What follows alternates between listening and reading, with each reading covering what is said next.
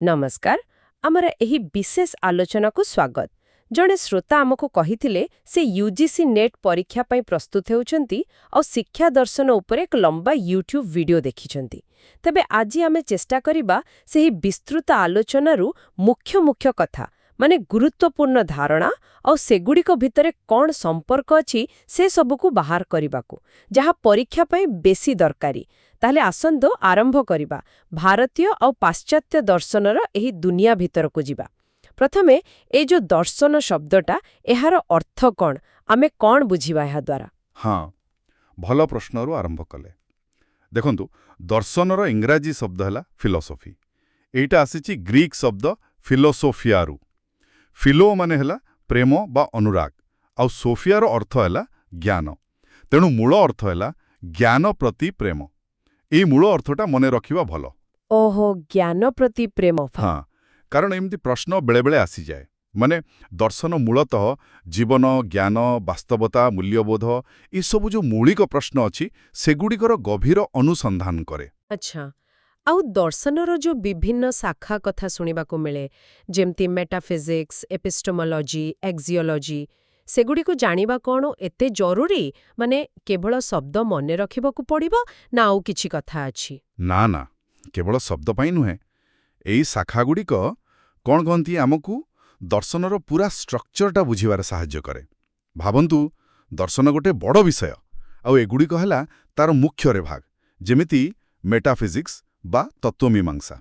ଏଇଟା ପଚାରେ ବାସ୍ତବତା କ'ଣ, ସୃଷ୍ଟି କେମିତି ହେଲା, ଆମେ କିଏ, କାହିଁକି ଅଛୁ, ଏଇସବୁ। ଏହା ଭିତରେ କସ୍ମୋଲୋଜି, ଅଣ୍ଟୋଲୋଜି ବି ଆସେ। ହଁ, ବାସ୍ତବତା କ'ଣ? ହଁ, ତାପରେ ଏପିଷ୍ଟେମୋଲୋଜି ବା ଜ୍ଞାନମୀମାଂସା। ଏଇଟା ପଚାରେ ଜ୍ଞାନ କ'ଣ, ଆମେ କେମିତି ଜାଣୁ, କ'ଣ ଜାଣିବା ସମ୍ଭବ, କ'ଣ ନୁହେଁ। ଲଜିକ୍ ବା ତର୍କଶାସ୍ତ୍ର ଏହାର ଏକ ମୁଖ୍ୟ ଅଂଶ। ଆଚ୍ଛା, ଜ୍ଞାନ କେମିତି ମିଳେ? ଏକଦମ। ଆଉ ଆକ୍ସିଓଲୋଜି ହେଲା ମୂଲ୍ୟ ମୀମାଂସା, ମାନେ ମୂଲ୍ୟବୋଧ କ'ଣ, କ'ଣ ଭଲ, କ'ଣ ମନ୍ଦ, କ'ଣ ଠିକ୍, କ'ଣ ଭୁଲ, ସୁନ୍ଦର କାହାକୁ କହିବା। ଏଥିକ୍ସ ଆଉ ଏସ୍ଥେଟିକ୍ସ ଏହାର ଅଂଶ। ତେଣୁ ଏଗୁଡ଼ିକୁ ଜାଣିଲେ କୋଉ ଦାର୍ଶନିକ କୋଉ ଦିଗ ଉପରେ ବେଶୀ ଧ୍ୟାନ ଦେଉଛନ୍ତି ସେଟା ବୁଝିବା ସହଜ ହୁଏ। ଠିକ୍। ଏବେ ଆସିବା ଭାରତୀୟ ଦର୍ଶନ କଥାକୁ। ଏଠି ଆମେ ଶୁଣୁ ଆସ୍ତିକ ଆଉ ନାସ୍ତିକ ବୋଲି ଦୁଇଟା ଭାଗ କରାଯାଏ। ଏଇଟା କାହିଁକି? ମାନେ ଏ ଭାଗ କରିବାର ମୂଳ କାରଣ କ'ଣ? ହଁ, ଏହାର ମୂଳ ଆଧାର ହେଉଛି ବେଦ। ମାନେ ବେଦକୁ କେତେ ଗୁରୁତ୍ୱ ଦେଉଛି। ଯେଉଁ ଦର୍ଶନ ସ୍କୁଲଗୁଡ଼ିକା ବେଦକୁ ପରମ ପ୍ରମାଣ ବୋଲି ମାନନ୍ତି ସେମାନଙ୍କୁ କୁହାଯାଏ ଆସ୍ତିକ ବା ଅର୍ଥୋଡକ୍ସ। ଆଉ ଯେଉଁମାନେ ବେଦର ପ୍ରାମାଣିକତାକୁ ସ୍ୱୀକାର କରନ୍ତି ନାହିଁ, ମାନେ ମାନନ୍ତି ନାହିଁ, ସେମାନଙ୍କୁ ନାସ୍ତିକ ବା ହେଟେରୋଡକ୍ସ କୁହାଯାଏ। ବୁଝିଲି, ବେଦକୁ ମାନିବା ନ ମାନିବା ଉପରେ ବିଭାଜନ। ତେବେ କୋଉ ସ୍କୁଲ ଏ ଦୁଇ ଭାଗରେ ଆସୁଛନ୍ତି, ଆଉ ଆମ ସିଲାବସ୍ ପାଇଁ କୋଉଟା ବେଶୀ ଗୁରୁତ୍ୱପୂର୍ଣ୍ଣ? ହଁ, ଆସ୍ତିକ ବର୍ଗରେ 6ଟା ମୁଖ୍ୟ ଦର୍ଶନ ଅଛି। ଏହାକୁ ଷଡ଼ଦର୍ଶନ ବି କହନ୍ତି। ସେଗୁଡ଼ିକ ହେଲା ନ୍ୟାୟ, ଏହାର ପ୍ରତିଷ୍ଠାତା ଗୌତମ, ବୈଶେଷିକ କଣାଦ, ସାଂଖ୍ୟ କପିଳ, ଯୋଗ ପତଞ୍ଜଳି, ପୂର୍ବ ମୀମାଂସା ଜୈମିନୀ, ଆଉ ଉତ୍ତର ମୀମାଂସା ବା ବେଦାନ୍ତ ବାଦରାୟଣ। ଆମ ସିଲାବସ୍ରେ ଦେଖିବାକୁ ଗଲେ ସାଂଖ୍ୟ, ଯୋଗ ଆଉ ବେଦାନ୍ତ ଏଇ ତିନିଟା ଉପରେ ବେଶୀ ଫୋକସ୍ କରାଯାଇଛି। କିନ୍ତୁ ମୋ ମତରେ ସବୁ ସ୍କୁଲର ପ୍ରତିଷ୍ଠାତାଙ୍କ ନାଁ ମନେ ରଖିଦେଲେ ଭଲ, କାରଣ ପରୀକ୍ଷାରେ ଯେଉଁ ମ୍ୟାଚିଂ କ୍ୱେଶ୍ଚନ୍ସ ଆସେ ବା ଏଲିମିନେସନ୍ ମେଥଡ଼ ବ୍ୟବହାର କରିବାକୁ ହୁଏ ସେତେବେଳେ କାମରେ ଆସେ। ହଁ, ସେଇଟା ଠିକ୍ କଥା। ପ୍ରତିଷ୍ଠାତାଙ୍କ ନାଁ ମନେ ରହିଲେ ସୁବିଧା। ଆଉ ନାସ୍ତିକ ବର୍ଗରେ? ନାସ୍ତିକ ବର୍ଗରେ ମୁଖ୍ୟତଃ 3ଟି ସ୍କୁଲ। ଗୋଟେ ହେଲା ଚାର୍ବାକ, ଏମାନେ ପୁରାପୁରି ଭୌତିକବାଦୀ, ମାନେ ଜଡ଼ବାଦୀ। ତାପରେ ଆସିଲା ବୌଦ୍ଧ ଧର୍ମ, ଗୌତମ ବୁଦ୍ଧ, ଆଉ ଜୈନ ଧର୍ମ, ମହାବୀର। ଏଇ ତିନିଟାରୁ ବୌଦ୍ଧ ଆଉ ଜୈନ ଧର୍ମ ଆମ ସିଲାବସ୍ରେ ଅଛି। ଆଚ୍ଛା, ଆଉ ଗୋଟେ କଥା ମୁଁ ଶୁଣିଥିଲି, ଏଇ କାର୍ଯ୍ୟକାରଣ ସମ୍ପର୍କକୁ ନେଇ ବି କିଛି ମତଭେଦ ଅଛି। ସତ୍କାର୍ଯ୍ୟବାଦ, ଅସତ୍କାର୍ଯ୍ୟବାଦ, ଏମିତି କିଛି, ସେଇଟା ଟିକେ ବୁଝେଇବେ। ହଁ, ଏଇଟା ବି ଗୋଟେ ମଜାଦାର ଆଉ ମୌଳିକ ପ୍ରଶ୍ନ। କାର୍ଯ୍ୟ ମାନେ ଇଫେକ୍ଟ, ତାର କାରଣ ବା କଜ୍ ସହିତ କେମିତି ଯୋଡ଼ି ହୋଇ ରହିଛି। ଦେଖନ୍ତୁ, ସତ୍କାର୍ଯ୍ୟବାଦ ଏହାକୁ ମୁଖ୍ୟତଃ ସାଂଖ୍ୟ ଦର୍ଶନ ମାନେ। ସେମାନେ କ'ଣ କହନ୍ତି ନା କାର୍ଯ୍ୟଟା ତା କାରଣ ଭିତରେ ଆଗରୁ ହିଁ ଥାଏ, ଲୁଚିକି ଥାଏ, ବସ୍ ଠିକ୍ ସମୟରେ ପ୍ରକଟ ହୁଏ। ଯେମିତି ସେମାନେ କହନ୍ତି ଦହିଟା କ୍ଷୀର ଭିତରେ ସୁପ୍ତ ଅବସ୍ଥାରେ ଥାଏ ତାକୁ ଖାଲି ଜାଗ୍ରତ କରିବାକୁ ପଡ଼େ। ଏହାକୁ ପରିଣାମବାଦ ବି କହନ୍ତି, ମାନେ କାରଣଟା ହିଁ ପରିଣତ ହୋଇ କାର୍ଯ୍ୟ ହୁଏ। ଆର୍ ପଟେ ଅସତ୍କାର୍ଯ୍ୟବାଦ, ଏହାକୁ ମୁଖ୍ୟତଃ ନ୍ୟାୟ ଦର୍ଶନ ମାନେ ସେମାନେ କହନ୍ତି ନା, କାର୍ଯ୍ୟଟା ଗୋଟେ ପୁରା ନୂଆ ସୃଷ୍ଟି, ଆଗରୁ ନଥାଏ। ଓହୋ, ପୁରା ନୂଆ। ହଁ, ଯେମିତି ଦହିଟା କ୍ଷୀରରୁ ତିଆରି ହୁଏ ସତ, କିନ୍ତୁ ଦହି ଗୋଟେ ଅଲଗା ଜିନିଷ, କ୍ଷୀର ଭିତରେ ଆଗରୁ ନଥିଲା। ଏହାକୁ ଆରମ୍ଭବାଦ ବି କହନ୍ତି, ମାନେ ଏକ ନୂଆ ଆରମ୍ଭ ହେଉଛି। ତ ବୁଝିଲେ ତ, ଗୋଟେ ପଟେ କୁହାଯାଉଛି କାର୍ଯ୍ୟ କାରଣରେ ଲୁଚି ରହିଛି, ଆର ପଟେ କୁହାଯାଉଛି କାର୍ଯ୍ୟ ପୁରା ନୂଆ। ବାସ୍ତବତାକୁ ବୁଝିବାର ଏହି ଦୁଇଟା ଅଲଗା ଅଲଗା ଢଙ୍ଗ। ବାଃ, ଏଇଟା ପ୍ରକୃତରେ ବହୁତ ଇଣ୍ଟରେଷ୍ଟିଂ। ସତେ ଯେମିତି ସୃଷ୍ଟିର ଗପକୁ ଦୁଇ ପ୍ରକାରରେ କୁହାଯାଉଛି। ହଉ, ତାହେଲେ ଆସନ୍ତୁ ସାଂଖ୍ୟ ଦର୍ଶନରୁ ଟିକେ ଭିତରକୁ ଯିବା। ପ୍ରତିଷ୍ଠାତା କପିଳ ମୁନି, ଏହାର ମୁଖ୍ୟ ବିଚାର କ'ଣ? ଦେଖନ୍ତୁ, ସାଂଖ୍ୟ ଦର୍ଶନର ମୂଳ କଥା ହେଲା, ଏଇ ଯୋଉ ସୃଷ୍ଟି ଆମେ ଦେଖୁଛୁ, ଏଇଟା ଦୁଇଟା ମୂଳ ତତ୍ତ୍ୱରୁ ଆସିଛି। ଗୋଟେ ହେଲା ପୁରୁଷ, ଆଉ ଗୋଟେ ହେଲା ପ୍ରକୃତି। ପୁରୁଷ ହେଉଛି ଶୁଦ୍ଧ ଚେତନା, ସେ ଖାଲି ସାକ୍ଷୀ, କିଛି କରେନି, ନିଷ୍କ୍ରିୟ। ଆଉ ପ୍ରକୃତି ହେଲା ମୂଳ ପଦାର୍ଥ, ଜଡ଼ତତ୍ତ୍ୱ। ଏଇ ସକ୍ରିୟ ଆଉ ସବୁ ସୃଷ୍ଟିର ମୂଳ କାରଣ ହେଉଛି ପ୍ରକୃତି। ଆଉ ଏଇ ପ୍ରକୃତି ତିନିଟା ଗୁଣରେ ତିଆରି, ସତ୍ତ୍ୱ, ରଜ ଆଉ ତମ।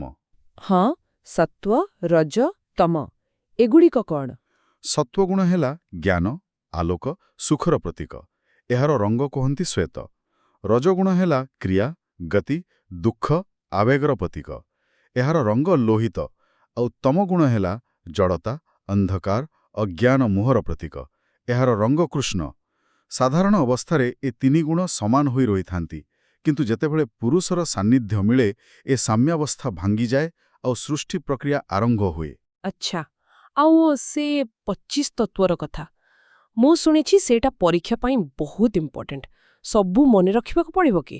ହଁ, ସେ ବିବର୍ତ୍ତନ ପ୍ରକ୍ରିୟାଟା ଗୁରୁତ୍ୱପୂର୍ଣ୍ଣ, କିନ୍ତୁ 25ଟା ଯାକ ନାଁ ଘୋଷିବା ଅପେକ୍ଷା ସେ ପ୍ରୋସେସଟା ବୁଝିବା ବେଶୀ ଜରୁରୀ। ସାଂଖ୍ୟ କୁହେ, ପ୍ରକୃତିରୁ ପ୍ରଥମେ ବାହାରେ ମହତ୍। ମହତ୍ ମାନେ ବୁଦ୍ଧି ବା ଇଣ୍ଟେଲେକ୍ଟ। ଏଇଟା ହେଲା ପ୍ରଥମ ଉତ୍ପାଦ। ମହତ୍ରୁ ଆସେ ଅହଙ୍କାର ବା ଇଗୋ। ଏବେ ଏଇ ଅହଙ୍କାରରୁ ତିନି ପ୍ରକାର ଜିନିଷ ବାହାରେ, ସେ ଗୁଣ ହିସାବରେ। କେମିତି? ଦେଖନ୍ତୁ, ସାତ୍ବିକ ଅହଙ୍କାରରୁ ବାହାରେ ମନ, 5 ଜ୍ଞାନେନ୍ଦ୍ରିୟ, ଆଖି, କାନ ଇତ୍ୟାଦି, ଆଉ 5 କର୍ମେନ୍ଦ୍ରିୟ, ହାତ, ଗୋଡ଼ ଇତ୍ୟାଦି। ତାମସିକ ଅହଙ୍କାରର ବାହାରେ 5 ତନ୍ମାତ୍ରା। ଏଗୁଡ଼ିକ ହେଲା ସୂକ୍ଷ୍ମ ଉପାଦାନ, ଯେମିତି ଶବ୍ଦ, ସ୍ପର୍ଶ, ରୂପ, ରସ, ଗନ୍ଧ। ଆଉ ରାଜସିକ ଅହଙ୍କାର କ'ଣ କରେ ନା, ଏଇ ପୁରା ସୃଷ୍ଟି ପ୍ରକ୍ରିୟାକୁ ଶକ୍ତି ଦିଏ, ଗତି ଦିଏ। ଶେଷରେ ସେଇ 5 ତନ୍ମାତ୍ରାରୁ ବାହାରେ 5 ମହାଭୂତ, ଯାହାକି ସ୍ଥୂଳ ଉପାଦାନ, ଆକାଶ, ବାୟୁ, ଅଗ୍ନି, ଜଳ, ପୃଥିବୀ। ଓହୋ, ତେବେ ଏମିତି ପୁରା ସୃଷ୍ଟିର ଗଠନ? ହଁ, ତେଣୁ ଏସବୁ ମିଶିଲେ 23ଟା ତତ୍ତ୍ୱ ହେଲା, ଆଉ ତା ସହିତ ମୂଳ ପ୍ରକୃତି ଆଉ ପୁରୁଷ, ମୋଟ 25ଟା ତତ୍ତ୍ୱ। ଏଥିରେ ଗୋଟେ ବଡ଼ କଥା ମନେ ରଖିବାର ଅଛି ଯେ ସାଂଖ୍ୟ ଅନୁସାରେ ମନ, ବୁଦ୍ଧି, ଅହଙ୍କାର ଏସବୁ ବି ପ୍ରକୃତିରୁ ହିଁ ଆସିଛି। ମାନେ ଏସବୁ ଜଡ଼, କେବଳ ପୁରୁଷ ହିଁ ଚେତନା। ଏଇ ଯୋଉ ଦ୍ୱୈତବାଦ ବା ଡୁଆଲିଟି, ପୁରୁଷ ଓ ପ୍ରକୃତି ଭିତରେ, ଏଟା ସାଂଖ୍ୟର ମୂଳ କଥା। ଆଉ ଜ୍ଞାନ ପାଇବା ପାଇଁ ସାଂଖ୍ୟ 3ଟା ପ୍ରମାଣ ମାନେ ପ୍ରତ୍ୟକ୍ଷ, ଯାହା ଆମେ ସିଧା ଦେଖୁ, ଅନୁମାନ, ଯୁକ୍ତି କରି ଜାଣିବା, ଆଉ ଶବ୍ଦ, ବେଦ ବା ଆପ୍ତବାକ୍ୟ। ଆଚ୍ଛା, ତାହେଲେ ଯୋଗ ଦର୍ଶନ କ'ଣ? ସେଇଟା କ'ଣ ସାଂଖ୍ୟ ସହ ଜଡ଼ିତ? ଏକଦମ। ଯୋଗ ଦର୍ଶନ, ଯାହାର ମୁଖ୍ୟ ଗ୍ରନ୍ଥ ହେଉଛି ପତଞ୍ଜଳିଙ୍କ ଯୋଗସୂତ୍ର, ସେ ସାଂଖ୍ୟର ଏଇ ଯୋଉ ତତ୍ତ୍ୱମୀମାଂସା ବା ମେଟାଫିଜିକ୍ସକୁ ପ୍ରାୟତଃ ମାନିନିଏ। କିନ୍ତୁ ଗୋଟେ ବଡ଼ ଫରକ ହେଲା, ଯୋଗ ଦର୍ଶନ ଈଶ୍ୱରଙ୍କୁ ସ୍ୱୀକାର କରେ, ଯାହା ମୂଳ ସାଂଖ୍ୟ ଦର୍ଶନରେ ନଥିଲା। ଆଉ ଯୋଗର ମୁଖ୍ୟ ଫୋକସ୍ ହେଉଛି ପ୍ରାକ୍ଟିକାଲ, ମାନେ କେମିତି ମୁକ୍ତି ପାଇବା, ତାର ବାଟ ଦେଖାଏ। ଯୋଗର ମୂଳ ଲକ୍ଷ୍ୟ ହେଲା ଚିତ୍ତବୃତ୍ତି ନିରୋଧ, ମାନେ ମନରେ ଯେତେ ସବୁ ଭାବନା, ବିକ୍ଷେପ ଚାଲିଛି, ସେସବୁକୁ ଶାନ୍ତ କରିବା। ଆଉ ସେଥିପାଇଁ ସେ ଅଷ୍ଟାଙ୍ଗ ଯୋଗ କଥା କୁହନ୍ତି। ସେଟା ହେଉଛି ଯୋଗର ମୁଖ୍ୟ ମାର୍ଗ। 8ଟି ଅଙ୍ଗ ବା ଷ୍ଟେପ୍ ଅଛି ଏଥିରେ। ଏହା ଏକ କ୍ରମିକ ପଥ। ପ୍ରଥମେ ବାହ୍ୟ ଅନୁଶାସନ, ୟମ। ଏଗୁଡ଼ିକ ହେଲା ସାମାଜିକ ନୀତି, 5ଟା ଅଛି। ଅହିଂସା, ସତ୍ୟ, ଅସ୍ତେୟ, ଚୋରି ନ କରିବା, ବ୍ରହ୍ମଚର୍ଯ୍ୟ, ଅପରିଗ୍ରହ, ଅଧିକ ଜମା ନ କରିବା। ତାପରେ ନିୟମ, ଏଗୁଡ଼ିକ ବ୍ୟକ୍ତିଗତ ନୀତି, ଏ ବି 5ଟା।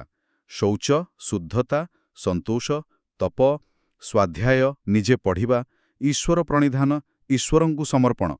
ଏ 2ଟା ପରେ ଆସେ ଶରୀର ଓ ପ୍ରାଣସ୍ତର। ଆସନ, ସ୍ଥିର ଭାବେ ବସିବା, ପ୍ରାଣାୟାମ, ଶ୍ୱାସ ନିୟନ୍ତ୍ରଣ, ଏଥିରେ ପୂରକ, କୁମ୍ଭକ, ରେଚକ ଅଛି। ତାପରେ ମନର ସ୍ତର, ପ୍ରତ୍ୟାହାର, ଇନ୍ଦ୍ରିୟଗୁଡ଼ିକୁ ବାହାରୁ ଭିତରକୁ ଆଣିବା, ଧାରଣା, କୌଣସି ଗୋଟିଏ ଜିନିଷ ଉପରେ ମନକୁ ସ୍ଥିର କରିବା, ଧ୍ୟାନ, ସେହି ସ୍ଥିରତାକୁ ଲଗାତାର ବଜାୟ ରଖିବା, ଆଉ ଶେଷ ସ୍ତର ହେଲା ସମାଧି, ଯେଉଁଠି ପୂରାପୂରି ଆତ୍ମସାକ୍ଷାତକାର ହୁଏ। ଏହି କ୍ରମଟା ମନେ ରଖିବାକୁ ପଡ଼ିବ। ବାଃ, ପୁରା ଗୋଟେ ରୋଡ୍ ମ୍ୟାପ୍ ପରି। ଆଉ ଯୋଗରେ ସେ କ୍ଲେଶ କଥା ବି କହନ୍ତି। ହଁ, 5ଟି କ୍ଲେଶ ବା ଦୁଃଖର ମୂଳ କାରଣ କଥା ଯୋଗ କୁହେ। ଅବିଦ୍ୟା, ଅଜ୍ଞାନ, ଅସ୍ମିତା, ଅହଙ୍କାର, ରାଗ, ଆସକ୍ତି, ଦ୍ୱେଷ, ଘୃଣା ଆଉ ଅଭିନିବେଶ, ଜୀବନ ପ୍ରତି ମୋହ ବା ମୃତ୍ୟୁ ଭୟ। ଏହି କ୍ଲେଶଗୁଡ଼ିକରୁ ମୁକ୍ତ ହେବା ହିଁ ଯୋଗର ଲକ୍ଷ୍ୟ। ଏହି ଶବ୍ଦଗୁଡ଼ିକ ଯୋଗ ସହ ଜଡ଼ିତ ବୋଲି ମନେ ରଖିବାକୁ ହେବ। ବହୁତ ସ୍ପଷ୍ଟ ହେଲା। ଏବେ ଆସିବା ବେଦାନ୍ତ ଦର୍ଶନକୁ।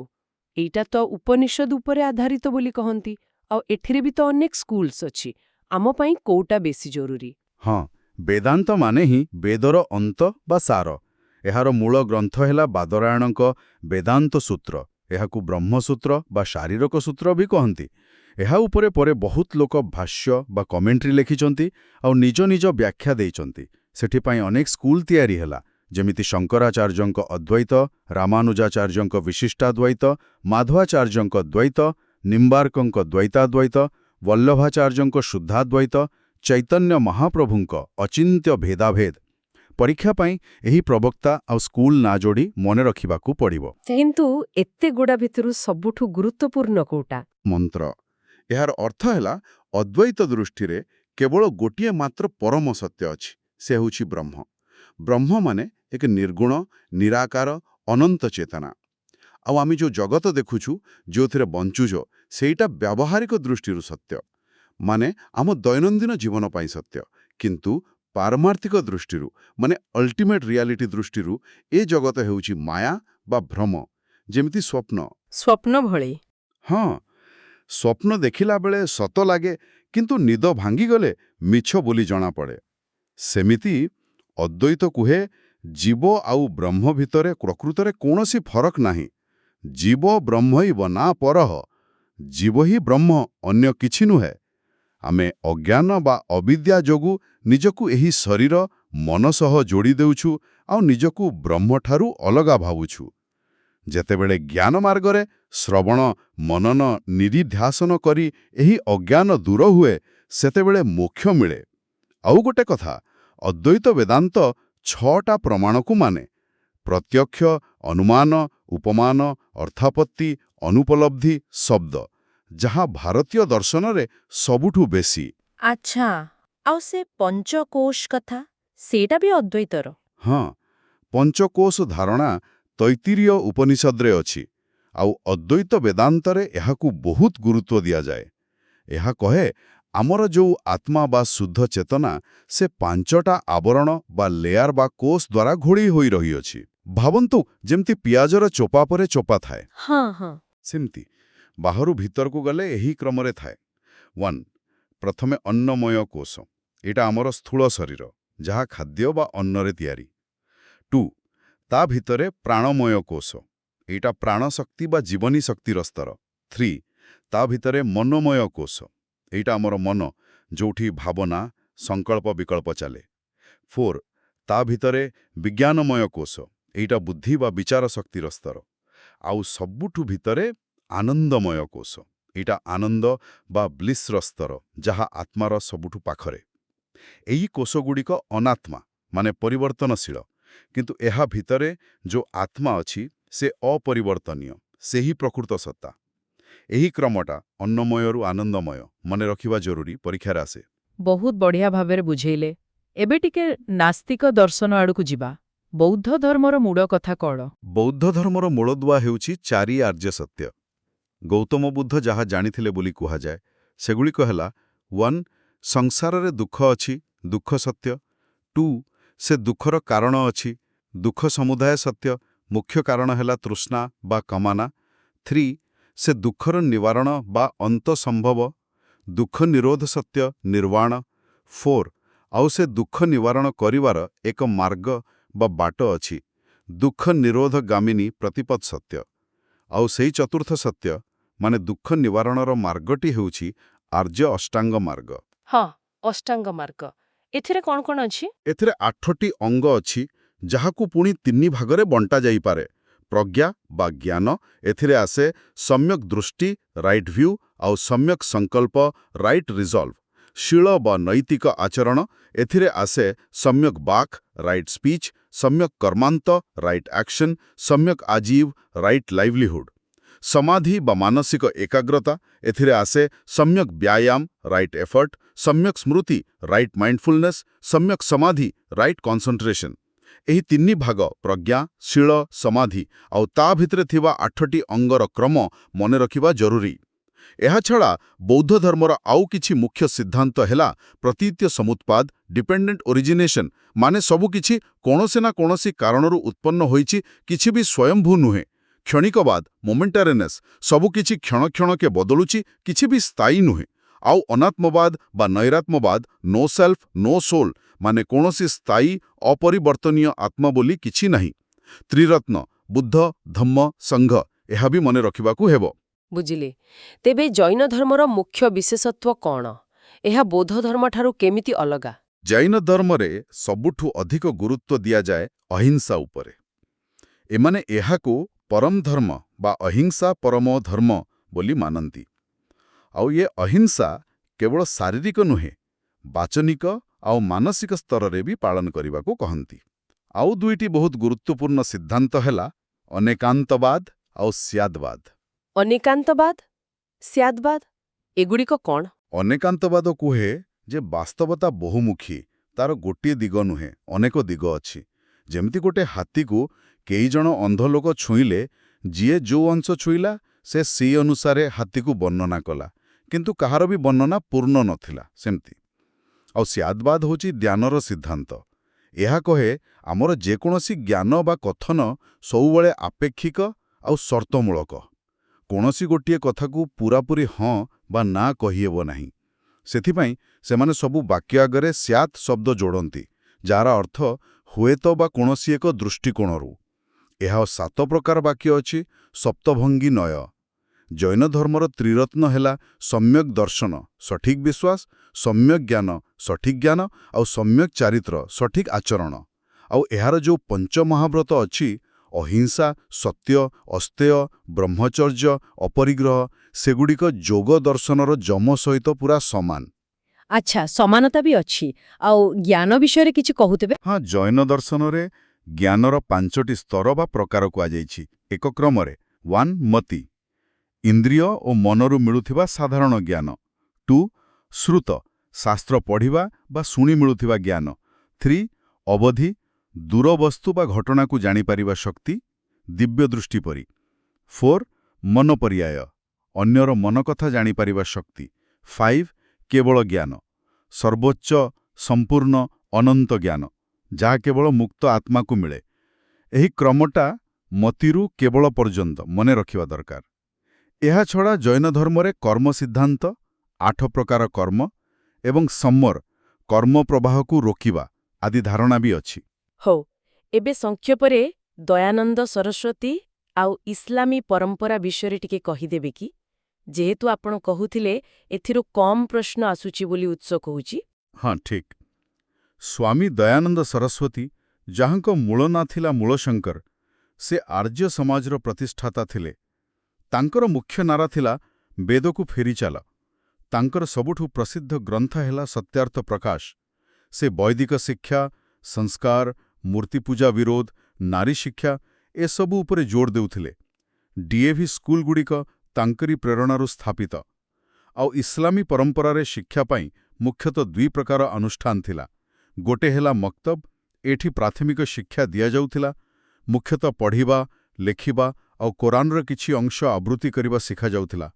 ଆଉ ଗୋଟେ ହେଲା ମଦ୍ରାସା, ଏଠି ଉଚ୍ଚ ଶିକ୍ଷା ଦିଆଯାଉଥିଲା, ଯେଉଁଠି ଧର୍ମଶାସ୍ତ୍ର, ଆଇନ, ଦର୍ଶନ, ବିଜ୍ଞାନ ଆଦି ବିଷୟରେ ଆଲୋଚନା ବ୍ୟାଖ୍ୟାନ ମାଧ୍ୟମରେ ପଢ଼ାଯାଉଥିଲା।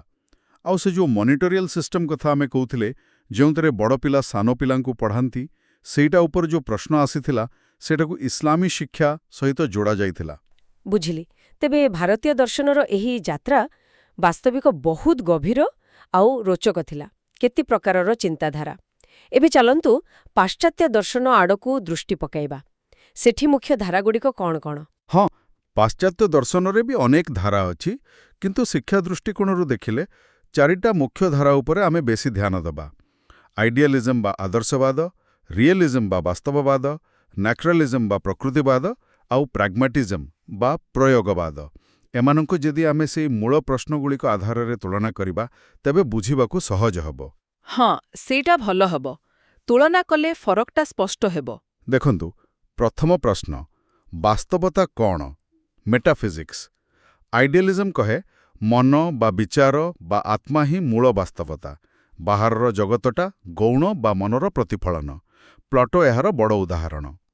ରିଏଲିଜମ୍ କହେ ନା, ଆମ ମନ ବାହାରେ ଗୋଟେ ବାସ୍ତବ ବସ୍ତୁ ଜଗତ ଅଛି ଯାହା ଆମ ମନ ଉପରେ ନିର୍ଭର କରେନି। ସେଇଟା ହିଁ ପ୍ରକୃତ ବାସ୍ତବତା। ଆରିଷ୍ଟୋଟଲ।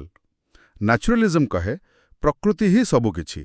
ପ୍ରକୃତି ବାହାରେ କିଛି ଆଧ୍ୟାତ୍ମିକ ସତ୍ତା ବା ଭଗବାନ ନାହାନ୍ତି। ସବୁକିଛି ପ୍ରାକୃତିକ ନିୟମରେ ଚାଲେ। ରୁସୋ। ପ୍ରାଗ୍ମାଟିଜମ୍ କହେ ବାସ୍ତବତା କୌଣସି ସ୍ଥିର ଜିନିଷ ନୁହେଁ। ଏହା ଆମ ଅନୁଭୂତି, ଆମ କାର୍ଯ୍ୟ ଆଉ ତାର ଫଳାଫଳ ବା ଉପଯୋଗିତା ମାଧ୍ୟମରେ ସବୁବେଳେ ତିଆରି ହେଉଛି, ବଦଳୁଛି। ଜନ୍ ଡ୍ରୁଇ। ବାଃ, ଗୋଟିଏ ପ୍ରଶ୍ନ ଆଉ 4 ପ୍ରକାରର ଉତ୍ତର। ତାହେଲେ ଜ୍ଞାନ କେମିତି ମିଳେ, ଏ ବିଷୟରେ ବି ଅଲଗା ଅଲଗା ମତ ଥିବ? ନିଶ୍ଚୟ। ଦ୍ୱିତୀୟ ପ୍ରଶ୍ନ, ଜ୍ଞାନ କିପରି ମିଳେ? ଏପିଷ୍ଟେମୋଲୋଜି। ଆଇଡିଆଲିଜମ୍ ବୁଦ୍ଧି, ତର୍କ ଆଉ ଆନ୍ତରିକ ଚିନ୍ତନ ଉପରେ ବେଶୀ ଜୋର ଦିଏ। ରିଏଲିଜମ୍ ଆମର ଇନ୍ଦ୍ରିୟ ଅନୁଭୂତି, ଦେଖିବା, ଶୁଣିବା ଆଉ ବୈଜ୍ଞାନିକ ପଦ୍ଧତି, ପର୍ଯ୍ୟବେକ୍ଷଣ, ପରୀକ୍ଷଣ ଉପରେ ଜୋର ଦିଏ। ନ୍ୟାଚୁରାଲିଜମ୍ ବି ଇନ୍ଦ୍ରିୟ ଅନୁଭୂତି ଆଉ ପ୍ରକୃତି ସହ ସିଧା ସମ୍ପର୍କକୁ ଜ୍ଞାନର ମୁଖ୍ୟ ଉତ୍ସ ମାନେ। ପ୍ରାଗ୍ମାଟିଜମ୍ ପରୀକ୍ଷା ନିରୀକ୍ଷା କରିବା, ସମସ୍ୟା ସମାଧାନ କରିବା, କରି ଶିଖିବା, ଲର୍ଣ୍ଣିଂ ବାଇ ଡୁଇଂ, ଅନୁଭୂତି, ଏସବୁକୁ ଜ୍ଞାନର ବାଟ ବୋଲି କହେ। ଠିକ୍ ଅଛି। ଆଉ ମୂଲ୍ୟବୋଧ, ଏକ୍ସିଓଲୋଜି ବିଷୟରେ କ'ଣ ଠିକ୍, କ'ଣ ଭୁଲ? ସେଥିରେ ବି ଫରକ ଅଛି। ଆଇଡିଆଲିଜମ୍ କୁହେ କିଛି ଚିରନ୍ତନ ଶାଶ୍ୱତ ମୂଲ୍ୟବୋଧ ଅଛି, ଯେମିତି ସତ୍ୟ, ଶିବସୁନ୍ଦର, ଏଗୁଡ଼ିକ ବଦଳେ ନାହିଁ। ରିଏଲିଜମ୍ କୁହେ ମୂଲ୍ୟବୋଧ ପ୍ରକୃତିର ନିୟମ ଭିତରେ ହିଁ ଥାଏ, ଯାହାକୁ ଆମେ ପର୍ଯ୍ୟବେକ୍ଷଣ କରି ଜାଣିପାରିବା। ନ୍ୟାଚୁରାଲିଜମ୍ କୁହେ କୌଣସି ସ୍ଥିର ବା ଚିରନ୍ତନ ମୂଲ୍ୟବୋଧ ନାହିଁ। ଯାହା ପ୍ରକୃତି ସହ ମିଶି ଚାଲିବା ପାଇଁ ସାହାଯ୍ୟ କରେ, ସେଇଟା ହିଁ ଭଲ। ପ୍ରାଗ୍ମାଟିଜମ୍ କୁହେ ମୂଲ୍ୟବୋଧ ସବୁ ଆପେକ୍ଷିକ, ପରିସ୍ଥିତି ଉପରେ ନିର୍ଭର କରେ। ଯାହା କାମ ଦଉଛି, ଯାହା ଉପଯୋଗୀ, ସେଇଟା ହିଁ ମୂଲ୍ୟବାନ। ଏଇଟା ତ ବହୁତ ବଡ଼ ଫରକ। ତାମାନେ ଶିକ୍ଷାର ଲକ୍ଷ୍ୟ, ପାଠ୍ୟକ୍ରମ, ଶିକ୍ଷାଦାନ ପଦ୍ଧତି, ଶିକ୍ଷକଙ୍କ ଭୂମିକା, ଏପରିକି ଅନୁଶାସନ, ସବୁକିଛି ଏଇ ଦର୍ଶନ ହିସାବରେ ଅଲଗା ଅଲଗା ହେଉଥିବା। ଏକଦମ ଠିକ୍ ଧରିଛନ୍ତି। ସବୁକିଛି ଅଲଗା ହେବ। ମୁଁ ସଂକ୍ଷେପରେ କହିଦେଉଛି, ଶିକ୍ଷାର ଲକ୍ଷ୍ୟ ଆଇଡିଆଲିଜମ୍ ପାଇଁ ଆତ୍ମ ଉପଲବ୍ଧି, ରିଏଲିଜମ୍ ପାଇଁ ବାସ୍ତବ ଜଗତକୁ ବୁଝିବା, ନ୍ୟାଚୁରାଲିଜମ୍ ପାଇଁ ଶିଶୁର ସ୍ୱାଭାବିକ ବିକାଶ, ପ୍ରାଗ୍ମାଟିଜମ୍ ପାଇଁ ସାମାଜିକ ଦକ୍ଷତା ଓ ସମସ୍ୟା ସମାଧାନ। ପାଠ୍ୟକ୍ରମ ଆଇଡିଆଲିଜମ୍ ମାନବିକୀ, ହ୍ୟୁମାନିଟିଜ୍ ଉପରେ ଜୋର ଦିଏ, ରିଏଲିଜମ୍ ବିଜ୍ଞାନ ଉପରେ, ନ୍ୟାଚୁରାଲିଜମ୍ ପ୍ରକୃତି ଓ ଶିଶୁର ଆଗ୍ରହ ଉପରେ, ପ୍ରାଗ୍ମାଟିଜମ୍ ଉପଯୋଗୀ ବିଷୟ ଓ ପ୍ରୋଜେକ୍ଟ ଉପରେ। ପଦ୍ଧତି ଆଇଡିଆଲିଜମ୍ ବ୍ୟାଖ୍ୟାନ, ଆଲୋଚନା, ରିଏଲିଜମ୍ ବୈଜ୍ଞାନିକ ପଦ୍ଧତି, ନ୍ୟାଚୁରାଲିଜମ୍ କରି ଶିଖିବା, ଖେଳ, ପ୍ରାଗ୍ମାଟିଜମ୍ ପ୍ରୋଜେକ୍ଟ ପଦ୍ଧତି, ସମସ୍ୟା ସମାଧାନ। ଶିକ୍ଷକ ଆଇଡିଆଲିଜମ୍ରେ ଶିକ୍ଷକ, ମାର୍ଗଦର୍ଶକ, ଆଦର୍ଶ, କେନ୍ଦ୍ରୀୟ, ରିଏଲିଜମ୍ରେ ବିଷୟ ବିଶେଷଜ୍ଞ, ନ୍ୟାଚୁରାଲିଜମ୍ରେ ପର୍ଯ୍ୟବେକ୍ଷକ, ପର୍ଦ୍ଦା ପଛରେ, ପ୍ରାଗ୍ମାଟିଜମ୍ରେ ସୁବିଧା ପ୍ରଦାନକାରୀ, ଫ୍ୟାସିଲିଟେଟର, ସାଥୀ। ଅନୁଶାସନ ଆଇଡିଆଲିଜମ୍ ଆନ୍ତରିକ ଅନୁଶାସନ, ରିଏଲିଜମ୍ ନିୟମ ମାଧ୍ୟମରେ, ନ୍ୟାଚୁରାଲିଜମ୍ ପ୍ରାକୃତିକ ପରିଣାମ, ଯାହା କରିବ ତାର ଫଳ ଭୋଗିବ, ପୁରା ସ୍ୱାଧୀନତା, ପ୍ରାଗ୍ମାଟିଜମ୍ ସାମାଜିକ ଅନୁଶାସନ, ଦାୟିତ୍ୱ ସହ ସ୍ୱାଧୀନତା। ବାଃ, ଏ ତୁଳନାଟା ବହୁତ ସ୍ପଷ୍ଟ କରିଦେଲା। ବିଶେଷ କରି ସେ ଅନୁଶାସନ କଥାଟା। ଗୋଟେ ପଟେ ପୁରା ସ୍ୱାଧୀନତା, ଆଉ ପଟେ ନିୟନ୍ତ୍ରିତ ସ୍ୱାଧୀନତା। ଏସବୁର ମୁଖ୍ୟ ପ୍ରବକ୍ତା କିଏ କିଏ? ଆଇଡିଆଲିଜମ୍ ପାଇଁ ପ୍ଲାଟୋ, ସୋକ୍ରେଟିସ୍, ହେଗଲ, କ୍ୟାଣ୍ଟ ଆଉ ଭାରତରେ ଗାନ୍ଧୀ, ବିବେକାନନ୍ଦ, ଅରବିନ୍ଦ। ରିଏଲିଜମ୍ ପାଇଁ ଆରିଷ୍ଟଟଲ, ଜନ୍ ଲକ୍, ବର୍ଟ୍ରାଣ୍ଡ ରସେଲ। ନ୍ୟାଚୁରାଲିଜମ୍ ପାଇଁ ରୁସୋ, ହର୍ବର୍ଟ ସ୍ପେନ୍ସର। ପ୍ରାଗ୍ମାଟିଜମ୍ ପାଇଁ ଜନ୍ ଡ୍ୟୁଇ, ୱିଲିୟମ୍ ଜେମ୍ସ କିଲପାଟ୍ରିକ୍। ଠିକ୍ ଅଛି। ଏହା ଛଡ଼ା ଆଉ କିଛି ପାଶ୍ଚାତ୍ୟ ଦର୍ଶନ ବିଷୟରେ ଆମ ଉତ୍ସରେ କୁହାଯାଇଛି, ଯେମିତି ଅସ୍ତିତ୍ୱବାଦ। ହଁ, अस्तित्ववाद बा एक्जिस्टेंशियलिज्म ଏହା ଏକ ଭିନ୍ନ ଧରଣର ଦର୍ଶନ। ଏହାର ମୁଖ୍ୟ ପ୍ରବକ୍ତା ହେଲେ କିଏର୍କେଗଡ୍, ହାଇଡେଗର, ଜିନ୍ ପଲ୍ ସାର୍ତ୍ରା। ଏମାନଙ୍କର ମୂଳ କଥା ହେଲା ଏକ୍ଜିଷ୍ଟେନ୍ସ ପ୍ରିସିଡ୍ସ ଏସେନ୍ସ, ମାନେ ମଣିଷ ପ୍ରଥମେ ଏ ଦୁନିଆକୁ ଆସେ, ତାର ଅସ୍ତିତ୍ୱ ଆରମ୍ଭ ହୁଏ, ତାପରେ ସେ ନିଜ ପସନ୍ଦ, ଚଏସ୍, ନିଜ କାର୍ଯ୍ୟ, ନିଜ ଦାୟିତ୍ୱ, ରେସ୍ପନ୍ସିବିଲିଟି ଦ୍ୱାରା ନିଜେ କ'ଣ ହେବ, ନିଜର ସାରତତ୍ୱ ବା ଏସେନ୍ସ କ'ଣ ହେବ ତାହା ନିର୍ଦ୍ଧାରଣ କରେ। କୌଣସି ପୂର୍ବ ନିର୍ଦ୍ଧାରିତ ମାନବ ପ୍ରକୃତି ନାହିଁ, ଆମେ ପୁରା ସ୍ୱାଧୀନ। କିନ୍ତୁ ଏହି ସ୍ୱାଧୀନତା ସାଙ୍ଗରେ ଆସେ ପସନ୍ଦ କରିବାର ଯନ୍ତ୍ରଣା, ଆଙ୍ଗୁଇଶ, ଆଙ୍ଗ୍ଜାଇଟି ଆଉ ଦାୟିତ୍ୱ। ନିଜ ଜୀବନକୁ ପ୍ରାମାଣିକ ଭାବେ ଅଥେଣ୍ଟିକାଲି ବଞ୍ଚିବା ଉପରେ ଏମାନେ ବହୁତ ଜୋର ଦିଅନ୍ତି। ବାଃ, ବ୍ୟକ୍ତିର ସ୍ୱାଧୀନତା ଆଉ ଦାୟିତ୍ୱ ଉପରେ ଏତେ ଗୁରୁତ୍ୱ। ଆଉ ମାର୍କ୍ସବାଦ, ଏଟା ତ ବେଶ ଜଣାଶୁଣା। ହଁ, ମାର୍କ୍ସବାଦ ବା ମାର୍କ୍ସିଜମ, ଏହାର ପ୍ରତିଷ୍ଠାତା କାର୍ଲ ମାର୍କ୍ସ। ଏହା ମୁଖ୍ୟତଃ ଏକ ସାମାଜିକ, ଅର୍ଥନୈତିକ ଓ ରାଜନୈତିକ ଦର୍ଶନ। ଏହା ସମାଜକୁ ଶ୍ରେଣୀ ସଂଘର୍ଷ, କ୍ଲାସ୍ ଷ୍ଟ୍ରଗଲ ଦୃଷ୍ଟିରୁ ଦେଖେ। ମୁଖ୍ୟତଃ ପୁଞ୍ଜିପତି ଶ୍ରେଣୀ, ବୁର୍ଜୁଆଜି, ଯେଉଁମାନେ ଉତ୍ପାଦନର ସାଧନର ମାଲିକ, ଆଉ ଶ୍ରମିକ ଶ୍ରେଣୀ, ପ୍ରୋଲେଟାରିଏଟ୍, ଯେଉଁମାନେ ନିଜ ଶ୍ରମ ବିକ୍ରି କରି ବଞ୍ଚନ୍ତି, ଏ ଦୁହିଁଙ୍କ ଭିତରେ ସଂଘର୍ଷ। ମାର୍କ୍ସବାଦ କହେ ଯେ ସମାଜର ଅର୍ଥନୈତିକ ବ୍ୟବସ୍ଥା, ଇକୋନୋମିକ୍ ବେସ୍, ହିଁ ତାର ଉପର ସଂରଚନା, ସୁପରଷ୍ଟ୍ରକ୍ଚର, ଯେମିତି ଆଇନ, ରାଜନୀତି, ଧର୍ମ, ସଂସ୍କୃତି, ଶିକ୍ଷା ଏସବୁକୁ ନିର୍ଦ୍ଧାରଣ କରେ। ତେଣୁ ପ୍ରଚଳିତ ଶିକ୍ଷା ବ୍ୟବସ୍ଥା ଶାସକ ଶ୍ରେଣୀର ସ୍ୱାର୍ଥ ରକ୍ଷା କରେ। ମାର୍କ୍ସବାଦ ଏକ ଶ୍ରେଣୀହୀନ, ସାମ୍ୟବାଦୀ ସମାଜ ଚାହେଁ, ଆଉ ସେଥିପାଇଁ ଶିକ୍ଷାର ପରିବର୍ତ୍ତନ ଆବଶ୍ୟକ ବୋଲି କହେ। ତାଙ୍କର ମୁଖ୍ୟ କାର୍ଯ୍ୟ ହେଲା କମ୍ୟୁନିଷ୍ଟ ମ୍ୟାନିଫେଷ୍ଟୋ ଆଉ ଦାସ କ୍ୟାପିଟାଲ। ବୁଝିଲି। ଏବେ ଶେଷରେ ଆମ ଉତ୍ସରେ କିଛି ସମାଜଶାସ୍ତ୍ରୀୟ ଦୃଷ୍ଟିକୋଣ, ସୋସିଓଲଜିକାଲ ପର୍ସପେକ୍ଟିଭ୍ସ ବିଷୟରେ ବି କୁହାଯାଇଛି। ସେଗୁଡ଼ିକୁ ଟିକେ ସଂକ୍ଷେପରେ କହିଦେବେ। ହଁ, କାରଣ ଶିକ୍ଷା ତ ସମାଜ ଭିତରେ ହିଁ ହୁଏ, ତେଣୁ ସମାଜଶାସ୍ତ୍ରୀୟ ଦୃଷ୍ଟିକୋଣ ବି ଜାଣିବା ଦରକାର। ମୁଖ୍ୟ କେତୋଟି ହେଲା ସିମ୍ବୋଲିକ୍ ଇଣ୍ଟରାକ୍ସନିଜମ। ଏହା କହେ ଆମେ ସମାଜରେ ପ୍ରତୀକ, ଯେମିତି ଭାଷା, ହାବଭାବ ମାଧ୍ୟମରେ ପରସ୍ପର ସହ କଥାବାର୍ତ୍ତା କରୁ ଆଉ ସେଥିରୁ ଅର୍ଥ ବାହାର କରୁ। ଶ୍ରେଣୀଗୃହରେ ଶିକ୍ଷକ ଛାତ୍ର କଥାବାର୍ତ୍ତା, ସେମାନେ ପରସ୍ପରକୁ କେମିତି ଦେଖୁଛନ୍ତି, ଏସବୁ ଏହାର ଅନ୍ତର୍ଗତ। ମିଡ୍, ବ୍ଲୁମର ଏହାର ମୁଖ୍ୟ ପ୍ରବକ୍ତା। ଷ୍ଟ୍ରକ୍ଚରାଲ ଫଙ୍କସନାଲିଜମ, ଏହା ସମାଜକୁ ଗୋଟେ ଜୀବନ୍ତ ଶରୀର ଭଳି ଦେଖେ। ଯେମିତି ଶରୀରର ବିଭିନ୍ନ ଅଙ୍ଗ ନିଜ ନିଜ କାମ କରି ଶରୀରକୁ ଚଳାନ୍ତି, ସେମିତି ସମାଜର ବିଭିନ୍ନ ଅନୁଷ୍ଠାନ ଯଥା ପରିବାର, ସ୍କୁଲ, ସରକାର ନିଜ ନିଜ କାମ କରି ସମାଜକୁ ସ୍ଥିର ରଖନ୍ତି। ଶିକ୍ଷାର କାମ ହେଲା ପିଲାଙ୍କୁ ସମାଜର ନୀତି ନିୟମ ଶିଖାଇବା, ଦକ୍ଷତା ଦେବା ଇତ୍ୟାଦି।